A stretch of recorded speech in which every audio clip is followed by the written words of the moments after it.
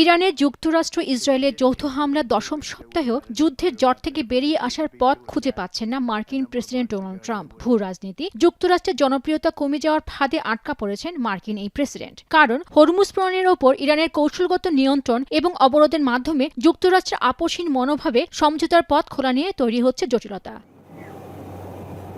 এমন পরিস্থিতিতে একদিন আগে তেহরানের সঙ্গে সমঝোতা করার জন্য ইতিবাচক বার্তা দেয় ওয়াশিংটন। এক সপ্তাহের মধ্যে চুক্তি হতে পারে বলেও ইঙ্গিত দিয়েছেন ট্রাম্প। এর মধ্যেও বড় পরীক্ষার মধ্যে পড়ল সমঝোতার পথ, কারণ ঘটেছে পাল্টাপাল্টি হামলার ঘটনা। স্থানীয় সময় বৃহস্পতিবার হরমুজ প্রণালীতে দুটি জাহাজ এবং একটি বেসামরিক এলাকায় যুক্তরাষ্ট্র প্রথমে হামলা চালায় বলে অভিযোগ ইরানের। এমনকি এই ঘটনাকে যুদ্ধবিরতি লঙ্ঘনের শামিল বলে সতর্ক করেছে তেহরান। তবে ইরানের উস্কানিমূলক আক্রমণগুলো থেকে আত্মরক্ষার্থে এই হামলা চালানোর দাবি মার্কিন সেন্ট্রাল কমান্ডের।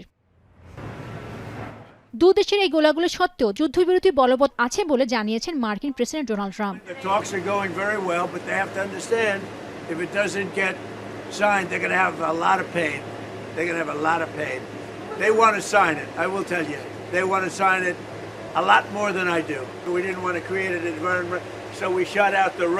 এদিকে যুক্তরাষ্ট্র ও ইসরায়েলের বিরুদ্ধে যুদ্ধে শিগগিরই ইরান বৃহত্তর জয় উদযাপন করতে যাচ্ছে বলে মন্তব্য করেছেন দেশটির ভাইস প্রেসিডেন্ট মোহাম্মদ রেজা আরিফ। বলেন, তেহরানের ওপর গত কয়েক বছর ধরে আরোপিত নিষেধাজ্ঞা ও চাপ দ্রুতই প্রত্যাহার করা হবে।